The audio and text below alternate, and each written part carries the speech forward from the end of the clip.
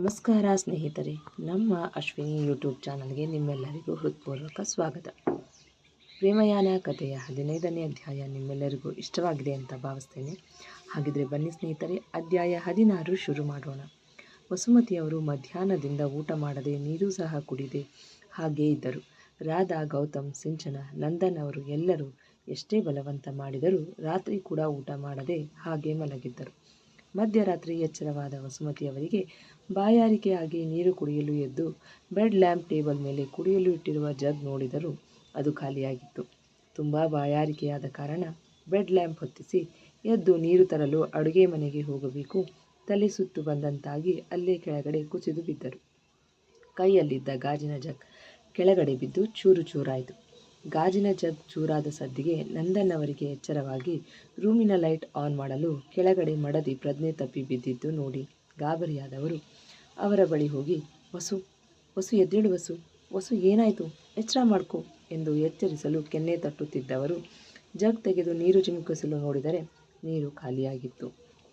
ಗೌತಮ್ ಬೇಗ ಬಾ, ನಿಮ್ಮ ಮಾಮ್ ಪ್ರಜ್ಞೆ ತಪ್ಪಿಬಿಟ್ಟಿದ್ದಾಳೆ ಎಂದು ಕೂಗಲು ಆಗಷ್ಟೇ ನಿದ್ದೆಗೆ ಜಾರುತ್ತಿದ್ದ ಗೌತಮ್ ಮತ್ತು ರಾಧಾ ಪಕ್ಕದ ರೂಮಿನಿಂದ ತನ್ನ ತಂದೆಯ ಧ್ವನಿಗೆ, ರಾಧು, ಡ್ಯಾಡ್ ಕೂಗ್ತಿರೋ ಹಾಗಿದೆಯಲ್ಲ ಎನ್ನಲು, ಹೌದು ರೀ, ಮಾವ ಕೂಗ್ತಿರೋ ಹಾಗಿದೆ ಎಂದು ಇಬ್ಬರು ನಂದನ್ ಅವರ ರೂಮಿನ ಕಡೆ ಹೋದರು. ಕೋಣೆಗೆ ಬಂದು, ಡ್ಯಾಡ್ ಏನಾಯಿತು, ಯಾಕೆ ಹಾಕಿ ಹೋಗಿದ್ರಿ ಎಂದು ಕೇಳುತ್ತಾ ಕೆಳಗಡೆ ಪ್ರಜ್ಞೆ ಇಲ್ಲದೆ ಮಲಗಿದ್ದ ತಾಯಿಯನ್ನು ನೋಡಿ, ಮಾಮ್ಗೇನಾಯಿತು ಡ್ಯಾಡ್ ಎಂದು ಗಾಬರಿಯಿಂದ ಕೆಳಗಡೆ ಕೂತು ಅವನೂ ಸಹ ಕೆನ್ನೆ ತಟ್ಟಿ ಎಚ್ಚರಿಸಲು ಪ್ರಯತ್ನ ಮಾಡಿದ. ರಾಧಾ ಕಡೆ ನೋಡುತ್ತಿದ್ದ ಹಾಗೆ ರಾಧಾ ತಕ್ಷಣ ಕಿಚನ್ಗೆ ಹೋಗಿ ನೀರು ತಂದು ಗೌತಮ್ ಕೈಗೆ ಕೊಟ್ಟಳು. ಗೌತಮ್ ಚೂರು ನೀರು ತೆಗೆದುಕೊಂಡು ವಸುಮತಿಯವರ ಮುಖದ ಮೇಲೆ ಚಿಮುಕಿಸಿದಾಗ ನಿಧಾನವಾಗಿ ಕಣ್ಬಿಟ್ಟು ಎಚ್ಚರಗೊಂಡರು. ವಸು ಏನಾಯಿತು ಎಂದು ನಂದನ್ ಅವರು ಕೇಳಿದರೆ, mom are you all right ಎಂದು ಗೌತಮ್ ಕೇಳಿದ. ನಂತರ ತಂದೆ ಮಗ ಇಬ್ಬರು ನಿಧಾನವಾಗಿ ವಸುಮತಿಯವರನ್ನು ಎಬ್ಬಿಸಿ ಬೆಡ್ ಮೇಲೆ ಬೆನ್ನಿಗೆ ದಿಂಬಿನಾಸರೆ ಕೊಟ್ಟು ಕೂರಿಸಿದರು. ಗೌತಮ್ ನೀರು ಕುಡಿಸಿದನು. ವಸುಮತಿಯವರು ತುಂಬ ಬಳಲಿದಂತೆ ಕಾಣುತ್ತಿದ್ದರು. ನಂದನ್ ಅವರು ತಮ್ಮ ಫ್ಯಾಮಿಲಿ ಡಾಕ್ಟರ್ ಕಮ್ ಫ್ರೆಂಡ್ ವಸಂತ್ಗೆ ಕರೆ ಮಾಡಿ ತಕ್ಷಣ ಮನೆಗೆ ಹೊರಟು ಬರಲು ಹೇಳಿದ 10 ನಿಮಿಷಕ್ಕೆ ವಸಂತ್ ಅವರು ಮನೆಗೆ ಬಂದಿದ್ದರು. ವಸಂತ್ ದಾರಿಯನ್ನೇ ಕಾಯುತ್ತಿದ್ದ ನಂದನ್ ಅವರು ಬರುತ್ತಿದ್ದ ಹಾಗೆ ವಸುಮತಿಯವರು ತಲೆ ತಿರುಗಿ ಬಿದ್ದ ವಿಷಯ ಹೇಳಿ ರೂಮಿಗೆ ಕರೆದುಕೊಂಡು ಹೋದರು. ವಸಂತ್ ಅವರು ವಸುಮತಿಯವರನ್ನು ಪರೀಕ್ಷಿಸಿ, ಖಾಲಿ ಹೊಟ್ಟೆಯಲ್ಲಿರೋದ್ರಿಂದ ಹೀಗಾಗಿದೆ ಅಷ್ಟೇ, ನಥಿಂಗ್ ಟು ವರಿ ಎಂದು ಒಂದು ಇಂಜೆಕ್ಷನ್ ಮಾಡಿ ಮಾತ್ರೆ ಬರೆದ ಪ್ರಿಸ್ಕ್ರಿಪ್ಷನ್ ಕೊಟ್ಟು ಆಚೆ ಬಂದ ವಸಂತ್ ಅವರು ನಂದನ್ ಅವರ ಹೆಗಲ ಮೇಲೆ ಕೈ ಹಾಕಿ, ಯಾಕೆ ಏನಾಯಿತು, ವಸು ಊಟ ಮಾಡಲಿಲ್ವಾ ಎಂದು ಕೇಳಿದರು. ಇಲ್ಲ ಕಣೋ, ಮಧ್ಯಾಹ್ನದಿಂದ ಊಟನೇ ಮಾಡಿಲ್ಲ ಎನ್ನಲು, ಯಾಕೆ ಏನಾಯಿತು, ವಸು ಮನಸ್ಸಿಗೆ ಬೇಜಾರಾಗುವಂಥದ್ದು ಎಂದು ಕೇಳಲು, ಅದು ಭರತ್ ವಿಷಯಕ್ಕೆ ನನ್ನ ಮೇಲೆ ಕೋಪ ಬೇಸರ ಮಾಡಿಕೊಂಡು ಊಟ ಮಾಡದೆ ಖಾಲಿ ಹೊಟ್ಟೆಯಲ್ಲೇ ಮಲಗಿದ್ಲು ಎನ್ನಲು, ಇರೋ ವಿಷಯನ ವಸುಗೆ ಹೇಳಬೇಕಾಗಿತ್ತು ಕಣೋ, ಇನ್ನು ಎಷ್ಟು ದಿನ ಅಂತ ಈ ವಿಷಯನ ಮುಚ್ಚಿಡ್ತೀಯ, ಒಂದಲ್ಲ ಒಂದಿನ ಈ ವಿಷಯ ಎಲ್ರಿಗೂ ಗೊತ್ತಾಗಲೇಬೇಕಲ್ವಾ ಎಂದಾಗ, ಸದ್ಯಕ್ಕೆ ಬೇಡ ಕಣೋ, ಈ ವಿಷಯನ ಇನ್ನೂ ಸ್ವಲ್ಪ ದಿನ ಬಿಟ್ಟು ನಾನೇ ಹೇಳ್ತೀನಿ ಎಂದರೆ, ಸರಿ ಬಿಡು, ಅವಳಿಗೆ ಮೊದಲು ಸಮಾಧಾನ ಮಾಡು ಎಂದು ಭುಜ ತಟ್ಟಿ, ಸರಿ ನಾನಿನ್ನು ಹೊರಡ್ತೀನಿ ಎಂದಾಗ, ಆಯಿತು ಎಂದು ಬಾಗಿಲವರೆಗೂ ಬೀಳ್ಕೊಟ್ಟು ಬಂದರು. ರಾಜಾರಾಮ್ ಅವರು ಮನೆಗೆ ಬಂದಾಗ ತುಂಬ ತಡವಾಗಿತ್ತು. ಭರಣಿ ಅದಾಗಲೇ ಮಲಗಿಬಿಟ್ಟಿದ್ದಳು.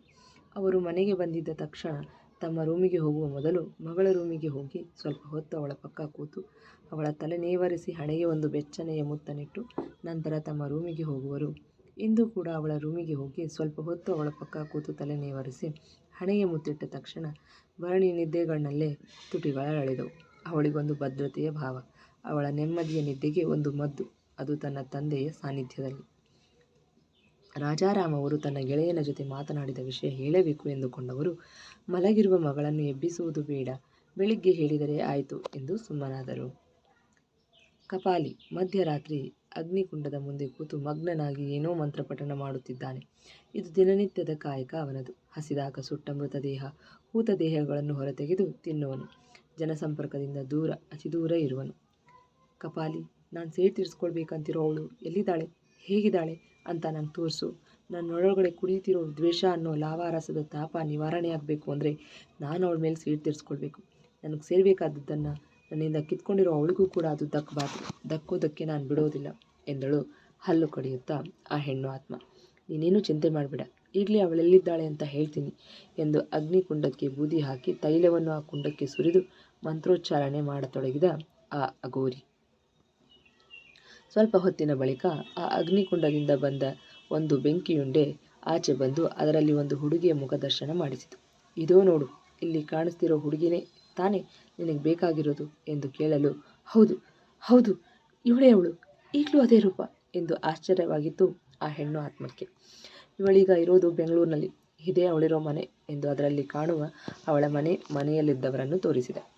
ಅವಳು ಇನ್ನೂ ಸಪ್ಪೆಯಾಗಿ ಇರೋದನ್ನು ಗಮನಿಸಿದ ಅಘೋರಿ, ನೀನು ಹುಡುಕ್ತಿದ್ದ ಹುಡುಗಿ ಸಿಕ್ಕಳು ತಾನೇ, ಮತ್ತ್ಯಾಕೆ ಹೀಗಿದೆಯಾ ಎಂದು ಕೇಳಲು, ಅವಳೊಬ್ಬಳನ್ನು ತೋರಿಸ್ದೆ, ಆದರೆ ಇನ್ನೊಬ್ಬರನ್ನು ತೋರಿಸಲಿಲ್ಲ ಎಂದಾಗ ಕಪಾಲಿ ನಗುತ್ತಾ ಮತ್ತೆ ಅಗ್ನಿಕುಂಡಕ್ಕೆ ಬೂದಿ ಹಾಕಿ ತೈಲವನ್ನು ಆ ಕುಂಡಕ್ಕೆ ಸುರಿದು ಮಂತ್ರೋಚ್ಚಾರಣೆ ಮಾಡತೊಡಗಿದ.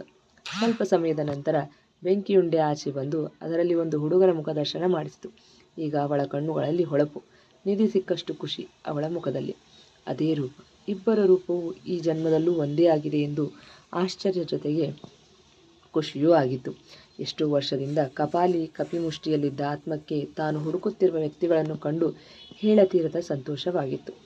ಅವಳು ಮುಂದಿನ ಮಾತು ಏನು ಎಂಬುದನ್ನು ಅರಿತಿದ್ದ ಕಪಾಲಿ, ಇವನು ಕೂಡ ಬೆಂಗಳೂರಿನಲ್ಲೇ ಇರುವನು, ಈಗಾಗಲೇ ಇಬ್ಬರು ಭೇಟಿ ಮುಖಾಮುಖಿಯಾಗಿದೆ, ಇಬ್ಬರು ಒಬ್ಬರಿಗೊಬ್ಬರು ದ್ವೇಷಿಸುತ್ತಿದ್ದಾರೆ, ನೀನು ನೀಡಿದ ಶಾಪ ತನ್ನ ಕೆಲಸ ಆರಂಭಿಸಿದೆ ಎಂದು ಹೇಳಿದ್ದೇ ಹಾಲು ಕುಡಿದಷ್ಟು ಸಂತೋಷವಾಗಿತ್ತು ಆ ಹೆಣ್ಣು ಆತ್ಮಕ್ಕೆ. ಮಧ್ಯರಾತ್ರಿ 2 ಗಂಟೆಯ ಸಮಯ. ಎದೆಯ ಮೇಲೆ ಕೂತು ಯಾರೋ ಕುತ್ತಿಗೆ ಹಿಸುಕುತ್ತಿರುವ ಅನುಭವ. ಉಸಿರಾಡಲು ಘಾಸಿಯಾಗುತ್ತಿದೆ. ಅಷ್ಟು ಎದುಸಿರು ಬಿಡುತ್ತಾ ಮುಖವೆಲ್ಲ ಬೆವರಿನಿಂದ ತೊಯ್ದು ಹೋಗಿದೆ. ಬಿಟ್ಬಿಡು ನನ್ನನ್ನು, ನಿನ್ನ ಕೈ ಮುಗಿತೀನಿ, ನನಗೇನು ಮಾಡಬೇಡ, ಬಿಡು ನನ್ನನ್ನು, ಯಾರಾದರೂ ಕಾಪಾಡಿ ಎಂದು ನಿದ್ದೆಗಣ್ಣಲ್ಲಿ ತನ್ನ ಕುತ್ತಿಗೆಯನ್ನು ಬಿಡಿಸಿಕೊಳ್ಳಲು ಒದ್ದಾಡಿ, ಡ್ಯಾಡಿ ಎಂದು ಕೂಗಿ ಕಂಡ ಕನಸಿನಿಂದ ಭಯಗೊಂಡು ನಡುಗುತ್ತಾ ಕಣ್ಣು ಬಿಡದೆ ಎರಡೂ ಕಿವಿಗಳನ್ನು ಕೈಯಿಂದ ಮುಚ್ಚಿಕೊಂಡು ಏದುಸಿರು ಬಿಡುತ್ತಾ ಎದ್ದು ಕೂತಳು ಭರಣಿ. ಆಗಷ್ಟೇ ನಿದ್ದೆಗೆ ಜಾರಿದ್ದ ರಾಜಾರಾಮ್ ಅವರು ಮಗಳ ಕೂಗಿಗೆ ಎಚ್ಚೆತ್ತು ಅವಳ ರೂಮಿಗೆ ಲಘುಬಗೆಯಿಂದ ನಡೆದು ರೂಮಿಗೆ ಬಂದು ಲೈಟ್ಸ್ ಆನ್ ಮಾಡಿ ಅವಳ ಪಕ್ಕ ಹೋಗಿ ಭುಜ ಬಳಸಿ ಕೂತ ತಕ್ಷಣ ಭರಣಿ ತನ್ನ ತಂದೆಯನ್ನು ಗಟ್ಟಿಯಾಗಿ ತಬ್ಬಿ ಬಿಕ್ಕಿ ಬಿಕ್ಕಿ ಅಳತೊಡಗಿದಳು. ಯಾಕೋ ಕಂದ, ಏನಾಯಿತು, ಯಾಕಿಷ್ಟು ಭಯ ಪಟ್ಕೊಂಡಿದ್ದೀಯಾ ಎಂದು ಕೇಳಲು, ಡ್ಯಾಡಿ ಡ್ಯಾಡಿ ಅದು ಅದು ಎಂದು ಹೇಳಲು ಆಗದೆ ಬಿಕ್ಕುತ್ತಿದ್ದಳು. ಅವಳ ಬೆನ್ನು ನೇವರಿಸುತ್ತಾ ಅವಳಿಗೆ ಕುಡಿಯಲು ನೀರು ಕೊಟ್ಟು, ಯಾಕೆ ಪುಟ, ಏನಾದರೂ ಕೆಟ್ಕಂಡು ಬಿತ್ತಾ ಎಂದು ಕೇಳಿದರೆ ಭರಣಿ ಬಿಕ್ಕುತ್ತಲೇ ಎಂದು ತಲೆ ಆಡಿಸಿದಳು. ಏನು ಕನಸು ಪುಟ್ಟ ಎಂದು ಕೇಳಲು, ಯಾರೋ ಹೆಂಗಸು ನನ್ನ ಎದೆ ಮೇಲೆ ಕೂತು ಕುತ್ತಿಗೆ ಹಿಸುಕ್ತಿದ್ಲು, ನಾನು ಎಷ್ಟೇ ಬೇಡ ಬೇಡ ನಾನು ಬಿಟ್ಬಿಡು ಅಂದರೂ ಕೇಳದೆ ನನ್ನ ಕುತ್ತಿಗೆ ಹಿಸುಕ್ತಿದ್ಲು ಡ್ಯಾಡಿ ಎಂದು ಮತ್ತೆ ಬಿಕ್ಕಿ ಅಳತೊಡಗಿದಳು. ಡ್ಯಾಡಿ, ನನಗೆಷ್ಟು ಭಯ ಆಗಿತ್ತು ಗೊತ್ತಾ, ಚೆಲ್ಲಿ ಅವಳು ನನ್ನ ಕುತ್ತಿಗೆ ಹಿಸುಕಿ ಸಾಯಿಸೇ ಬಿಡ್ತಾಳೆ ಅಂದ್ಕೊಂಡಿದ್ದೆ ಎಂದಳು ನಡುಗುತ್ತಾ. ರಿಲ್ಯಾಕ್ಸ್ ಕಂದ, ಹೆದರ್ಕೋಬಾರ್ದು, ಅದು ಕನಸಷ್ಟೇ ಎಂದು ಅವಳ ತಲೆ ನೇವರಿಸುತ್ತಾ ಎದೆಗಾನಿಸಿಕೊಂಡರು. ಡ್ಯಾಡಿ ಪ್ಲೀಸ್ ನಾನು ಬಿಟ್ಟು ಹೋಗಬೇಡಿ, ನನಗೆ ತುಂಬ ಭಯ ಆಗ್ತದೆ ಎನ್ನಲು, ಭಯ ಪಡಬೇಡ ಪುಟ, ನಾನಿಲ್ಲೇ ಇರ್ತೀನಿ, ನೀನು ಮಲ್ಕು ಎಂದು ಅವಳನ್ನು ತಮ್ಮ ಮಡಿಲಲ್ಲಿ ಮಲಗಿಸಿಕೊಂಡು ತಲೆ ತಟ್ಟಲು ಶುರು ಮಾಡಿದರು. ಡ್ಯಾಡಿ, ನೀವು ನಿಜವಾಗ್ಲೂ ನನ್ನ ಬಿಟ್ಟು ಹೋಗಲ್ಲ ಅಲ್ವಾ, ಇಲ್ಲೇ ಇರ್ತೀರಾ ಅಲ್ವಾ ಎಂದು ಭಯದಿಂದ ಕೇಳಲು, ಇಲ್ಲ ಪುಟ, ನಾನೆಲ್ಲೂ ಹೋಗಲ್ಲ ಎಂದು ಅವಳ ತಲೆ ನೇವರಿಸಲು ಸ್ವಲ್ಪ ಸಮಯಕ್ಕೆ ನಿದ್ರೆಗೆ ಜಾರಿದಳು ಭರಣಿ. ವಸು, ಚೂರು ಜ್ಯೂಸ್ ಆದರೂ ಕುಡಿ, ಹೀಗೆ ಖಾಲಿ ಹೊಟ್ಟೆಯಲ್ಲಿ ಮಲಗಿದ್ದಕ್ಕೆ ಈಗ ನಿನ್ನ BP ಲೋ ಆಗಿದ್ದು ಎಂದರೆ ನನಗೆ ಬೇಡ ಅಂದೆ ತಾನೆ ಎಂದರು ಗಡುಸಾಗಿ. ಹಠ ಮಾಡಬೇಡ ವಸು, ಚೂರು ಜ್ಯೂಸ್ ಕುಡಿ, ಮೈಯಲ್ಲಿ ಚೂರು ಶಕ್ತಿ ಬರುತ್ತೆ ಎನ್ನಲು, ನಾನು ಹಠ ಮಾಡ್ತಿದ್ದೀರಾ ಇಲ್ಲ ನೀವು ಹಠ ಮಾಡ್ತಿದ್ದೀರಾ ಎಂದು ಕೇಳಲು, ಯಾವುದೋ ವಿಷಯಕ್ಕೆ ಇನ್ಯಾವುದೋ ವಿಷಯನ ಲಿಂಕ್ ಮಾಡಬೇಡ ಎಂದಾಗ ವಸುಮತಿಯವರು ಮೌನವಾಗಿ ಮುಖ ತಿರುಗಿಸಿದರು. ಆದರೆ ಕಣ್ಣಿಂದ ಕಂಬನಿ ಜಾರುತ್ತಲೇ ಇದ್ದವು.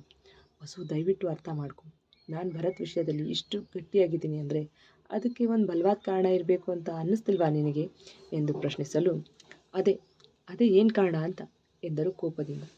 ಸದ್ಯಕ್ಕೆ ಈ ವಿಷಯದ ಬಗ್ಗೆ ನನ್ನನ್ನೇನು ಕೇಳಬೇಡ ವಸು, ಈಗ ನಾನೇನು ಹೇಳೋ ಪರಿಸ್ಥಿತಿಯಲ್ಲಿ ಇಲ್ಲ ಎಂದರೆ ಇನ್ನೂ ಯಾವಾಗ ಬರುತ್ತೆ ಹೇಳೋ ಕಾಲ ಎಂದರು ಕಣ್ತುಂಬಿಕೊಂಡು. ವಸು ಎಂದು ಮುಂದೆ ಹೇಳಲು ಆಗದೆ ಚಡಪಡಿಸಲು, ಡ್ಯಾಡ್ ಪ್ಲೀಸ್ ಏನು ಕಾರಣ ಅಂತ ಹೇಳಿ, ಅದ್ಬಿಟ್ಟು ನೀವೊಬ್ಬರೇ ಯಾಕೆ ಮನಸ್ಸಲ್ಲಿ ಇಟ್ಕೊಂಡು ಕೊರಗ್ತಿದ್ದೀರಾ, ನೀವು ನೋವು ಅನುಭವಿಸೋದಲ್ಲದೆ ನಮಗೂ ನೋವು ಕೊಡ್ತಿದ್ದೀರಾ ಎಂದು ಕೇಳಲು ನಂದನ್ ಅವರು ಏನೂ ಮಾತನಾಡದೆ ಆಚೆ ನಡೆದು ಬಿಟ್ಟರು. ಗಂಡನ ಈ ನಡೆ ವಸುಮತಿಯವರಿಗೆ ಇನ್ನಷ್ಟು ನೋವು ಕೊಟ್ಟಿತು. ಅದರ ಜೊತೆ ದುಃಖವೂ ಒತ್ತರಿಸಿ ಬಂತು. ಮಾಮ್ ಪ್ಲೀಸ್ ಅಳಬೇಡಿ, ಸಮಾಧಾನ ಮಾಡಿಕೊಳ್ಳಿ ಎಂದು ಗೌತಮ್ ತಾಯಿಯನ್ನು ಸಮಾಧಾನಿಸಲು, ಹೌದು ಅತ್ತೆ, ಸ್ವಲ್ಪ ಸಮಯ ಕೊಡಿ ಮಾವನಿಗೆ, ಸಮಯ ಬಂದಾಗ ಆ ವಿಷಯ ಏನು ಅಂತ ಹೇಳ್ತಾರೆ, ಚಿಂತೆ ಮಾಡಬೇಡಿ ಅತ್ತೆ ಎಂದರೆ, ಇಲ್ಲ ರಾಧಾ, ನಾನು ಇಷ್ಟು ದಿನ ಬಿಟ್ಟಿದ್ದೇ ತಪ್ಪಾಯಿತು, ಇನ್ನು ತಪ್ಪು ಮಾಡಲ್ಲ, ಅವ್ರ ವಿಷಯ ಏನು ಅಂತ ಹೇಳೋವರೆಗೂ ನಾನಂತೂ ಒಂದು ಗುಟುಕು ನೀರು ಸಹ ಕುಡಿಯಲ್ಲ ಎಂದರು ಹಠ ಹಿಡಿದು ಕಡ್ಡಿ ತುಂಡಾದ ಹಾಗೆ. ಮಾಮ್ ಪ್ಲೀಸ್ ಹಠ ಮಾಡಬೇಡಿ, ಈ ರೀತಿ ಮಾಡೋದ್ರಿಂದ ನಿಮ್ಮ ಆರೋಗ್ಯನೇ ಹಾಳಾಗೋದು ಎನ್ನಲು ನನ್ನ ಆರೋಗ್ಯ ಹಾಳಾಗಿ ನಾನು ಹಾಸಿಗೆ ಹಿಡಿದು ಸಾಯೋವಾಗಲಾದರೂ ವಿಷಯ ಏನು ಅಂತ ಹೇಳ್ತಾರಾ ನೋಡೋಣ ಎನ್ನುತ್ತಾ ಸುಸ್ತಾಗಿ ಬೆಡ್ಗೆ ಹೊರಗೆ ಕಣ್ಮುಚ್ಚಿದರು ವಸುಮತಿ. ಮುಂದುವರಿಯುವುದು. ಕೇಳಿದ್ರಲ್ವ ಸ್ನೇಹಿತರೆ, ಪ್ರೇಮಯಾನ ಕಥೆಯ 16ನೇ ಅಧ್ಯಾಯ. ಈ ಸಂಚಿಕೆ ನಿಮಗೆ ಇಷ್ಟವಾಗಿದ್ದರೆ ಒಂದು ಲೈಕ್ ಕೊಡಿ, ನಿಮ್ಮ ಅಭಿಪ್ರಾಯವನ್ನು ಕಮೆಂಟ್ನಲ್ಲಿ ತಿಳಿಸಿ. ಹಾಗೆ ಇನ್ನೂ ಯಾರೆಲ್ಲ ನಮ್ಮ ಚಾನಲ್ ಸಬ್ಸ್ಕ್ರೈಬ್ ಮಾಡಿಲ್ವೋ ಈಗಲೇ ಸಬ್ಸ್ಕ್ರೈಬ್ ಮಾಡ್ಕೊಳ್ಳಿ. ಪಕ್ಕದಲ್ಲಿರುವ ಬೆಲ್ ಐಕನ್ ಒತ್ತೋದನ್ನು ಮರಿಬೇಡಿ. ಹಾಗೆ ಮುಂದಿನ ಅಧ್ಯಾಯದಲ್ಲಿ ಮತ್ತೆ ಸಿಗೋಣ. ಧನ್ಯವಾದಗಳು.